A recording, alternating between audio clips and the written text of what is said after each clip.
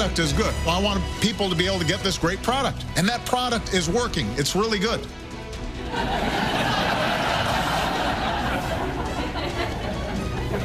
When did the President of the United States turn into Gil from The Simpsons? She's a beaut. You can't beat a Coleco. How many can I put you down for? A lot? Please say a lot. I need this. How much trouble for the president that he lost Jon Stewart this week? We're going to talk about that on the Roundtable. Joined by Bill Kristol, editor of the Weekly Standard, Democratic strategist Donna Brazile, S.E. Cupp from CNN's Crossfire, and former Vermont Governor Howard Dean, also a medical doctor, presidential candidate. Let me start with you, Governor Dean. You were laughing when I used the words Obamacare. The chaos, you think everyone should calm down? It's not in chaos. It's a rollout of a big website, and I haven't seen a rollout of a big website in anything, including the private sector, that hasn't been troubled. And this is one is troubled. And they're doing a lot of smart things to try to fix it. I think they'll fix it, and I think this is going to be fine. So what do you say to those other Democrats like Joe Manchin who say, yeah, you might be able to fix it, but it would just be smart to have a bit of a delay? It's too early for that. If there has to be a delay, I'm sure there'll be a delay. But right now, they think they can fix it by the end of November. I don't think they would have said that, because it's obviously going to be very embarrassing if they're wrong, unless they thought it was true. They have some really smart people, and they have a private sector company that's supposed to be fixing it. Bill Kristol? Well, let's hope they fix it for the sake of the country. But the problem, they can fix the website, but they can't fix Obamacare. And the big story this week and last week was the people in the individual insurance market, about 15, 16 million of them apparently, getting notices from their insurance companies that they will not be able to renew their policy for next year. Because they don't comply. It doesn't comply with all the mandated benefits in Obamacare, and their policies they purchased, it was individually rated. They got rated for whatever their health condition was, and now we have community rating. So over 10 million people are losing policies in the individual market. Joe Manchin, when you had on, said something actually very interesting a minute ago. He said, no one should be forced to buy a policy that's inferior to what they had and that costs more than what they had. That is what millions of Americans are going to be forced to do by being driven into the exchanges. Now, the defenders will say, well, that helps subsidize other people. But it's just a fact. If Joe Manchin says no one should be forced to buy a policy that costs more and that's inferior, and that is not the case with Obamacare. That's part of the defense. But the other thing the White House is going to say, Donna Brazile, is what some of the people who are going to have to pay more, and they can see that some people are going to have to pay more, but they're going to be paying more for a better policy, not for a better policy. Absolutely. Look, I think this rollout was a huge bundle. It was a mistake, no question about it. But, you know, go back, Wilbur Cohen, who was the architect of the Medicare program, said that success in any social program is 1% inspiration and 99% implementation. I think that they're going to fix it. It's going to work better over the next 30 days. And you look at the people who've already enrolled. They're not just enrolling online. They're going, they're in-person rollouts. There are people who are calling that 1-800 number. By the way, I have that number, and I just tried it over in the green room. It works. And there are people who are being recruited to help sign up people. So I think it will work. And all of these, what I call negative folks who are saying bad things, they're going to eat their words for 5 months. Perhaps, on the other hand, we're not learning who exactly is signing up right now. That's a number that the White House, the administration, is not going to give out in SC Cupp. One of the big problems, and Rich Besser talked about this as well, one of the differences from Medicare, this time around, you need young people to sign up. If they don't sign up, it's not going to work. Exactly right. There's two problems. One is the technological sort of mechanics of this. Obamacare relies on millennials, these young invincibles, who have never bought health insurance in the past, to suddenly change their behavior and buy something they don't think they need and in some cases can't afford. That mechanical issue remains to be seen, and the website rollout has affected that. But culturally, it also reads, I've talked to a lot of millennials, also reads as an inability to speak their language. Donna, you might call an 800 number and sit on the phone for 20 minutes. You might meet in person with someone. Millennials are not used to that. They don't meet in person with insurance brokers or travel agents or anyone. So they need a website that works, that gets them, that is easy, that is young person approved, and they're not going to be patient as the president and the administration tweaks all of those glitches. Well, I would have to disagree with SC, and this has been written about by many, many people, so I'm not just picking on her. It is not true that if young people don't sign up, the program doesn't work. That's false. And the reason is, the White House has said that they have to have about a third of the people Bill Clinton 2.7 has million said to 7 that's million what it people. means. That have to be young people. No, that's not true, actually, because what the reason that is framed as being true is everybody assumes that you can't do community rating without an individual mandate, and that's not true. And I know that because I did it 20 years ago. We did most of the stuff that's in Obamacare. In Vermont. In Vermont. And we also have, almost every child under 18 has had health insurance in our state for 20 years. And we've had community rating, really tough community rating, where you couldn't charge more than 20% above your base rate to anybody in the country, in the state, and you couldn't discriminate against anybody for pre-existing conditions. We've had this for 20 years. Relatively small community, relatively homogenous community. Can it work nationwide? Of course it can work nationwide. The problem is scale. Probably it would have been better to have 4 or 5 regional exchanges than one big federal one. They didn't know that 34 states were going to refuse to participate in the exchanges. We can fault the Obama administration. Certainly there's fault to be had here. I should add, though, the Republicans bear some responsibility for this because they oppose and oppose and oppose. They actually did defund part of Obamacare. They didn't, the 44 votes they took to kill it didn't do anything, but there was some stuff attached to riders. You know, everything that the Obama administration has to do is to go upstream against Republicans who wanted to kill this program no matter what. And there is some responsibility that they bear as well. President Obama said over and over in selling this plan in 2009 and 2010, if you like your current plan, you can keep it. That is false.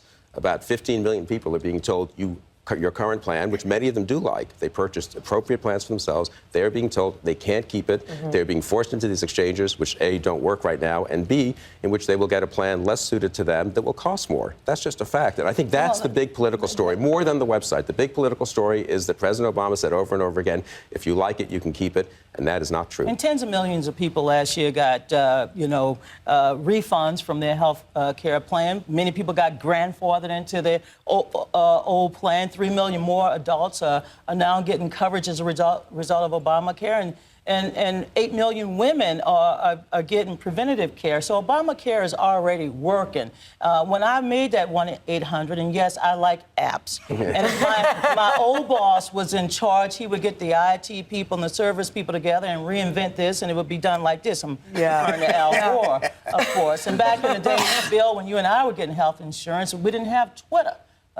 So nowadays people want things instantly, and that's the problem, because when you call, George, I was able to get in touch with a D.C. person. I live in D.C., but I also called back from Louisiana, and they said you got to wait online for this healthcare marketplace. That's part of the problem. Part of the problem is Obamacare relies on cooperation and partnership with the states. And that's one of the reasons why this website has been so bungled. You guys are talking about what the politics will be and whether it's going to be successful in the long term. We already see Ted Cruz. They're not backing off one bit. May not have many friends in Washington, but getting embraced in Iowa. He was there again this weekend. I'm convinced we're facing a new paradigm in politics. It is a paradigm that is the rise of the grassroots. It has official Washington absolutely terrified. And Hillary Clinton may be staying away from the early primary states, but the big tease continues. Here's how she answered a question about Afghanistan. They actually have women candidates. You know, it's not likely that they would win, but that didn't happen here either, so you can't blame Afghanistan for that.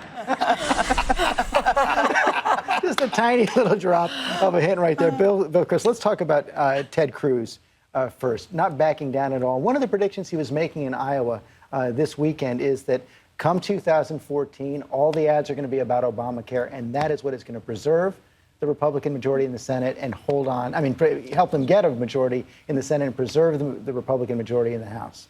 I think he's likely to be right. I didn't agree with his tactics over the last couple of months, and I still think there was some price to be paid for the shutdown. But I've always said that the failure of Obamacare will dwarf, the train wreck of Obamacare will dwarf the minor derailment of the shutdown. And Ted Cruz is going to look better and better. He is the guy who understood one thing that a lot of other Republicans didn't. Obamacare is the center of gravity in American politics today. It's the most important program. It's the center of the Obama administration's legislative agenda. It is intrusive in a way that most normal liberal big government programs, however much people like me might criticize them, aren't. Most of these programs, you expand benefits for poor people, Pell Grants, food stamps, whatever, or you give benefits to everyone, Social Security.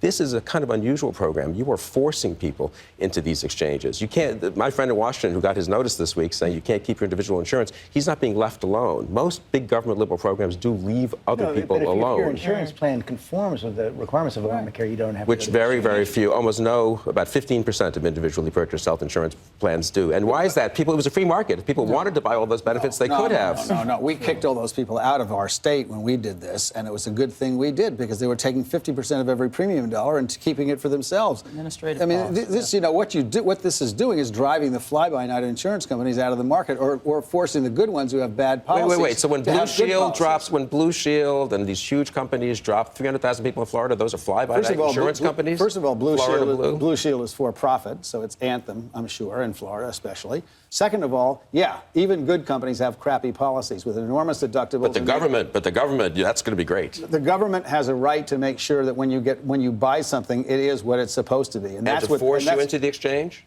That's what they're doing. I think that's okay because I think in the long run, what's been happening in the past is those policies that get sold don't cover what you think they cover, and furthermore, and this used to happen when I was practicing.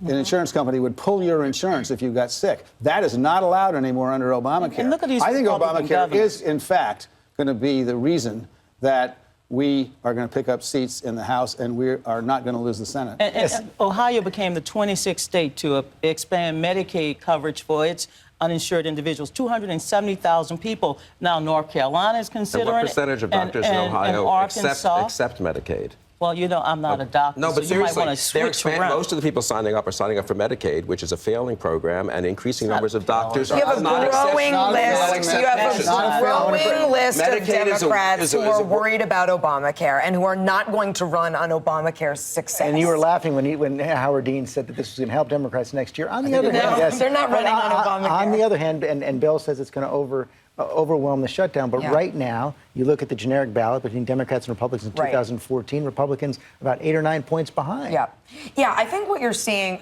back to Ted Cruz, I think what you're seeing in the Republican Party are two interpretations of what happened in 2012. Ted Cruz and folks like Mike Lee and Rand Paul are looking back and saying, you know what, we lost 2012 because we weren't conservative enough. Someone like Ted Cruz says, I got elected, and Mitt Romney didn't. So they're pulling the party that way. Then you have the Paul Ryan flank, who says, I'm pretty darn conservative. I'm conservative enough. The problem was messaging.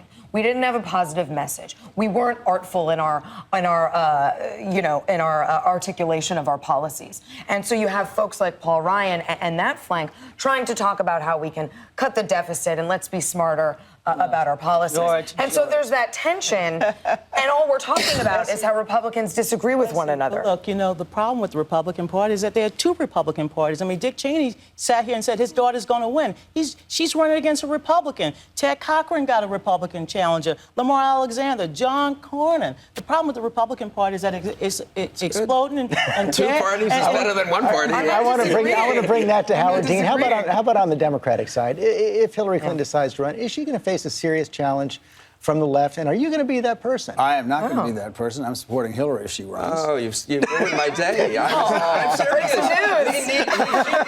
She needs a healthy populist challenge. I actually think they're likely to nominate somebody on the other side who is a Ted Cruz and who's going to scare the living daylights out of Americans. This is a guy who brought not just the American economy, but the worldwide economy to the brink of a collapse. That's what he was threatening to do.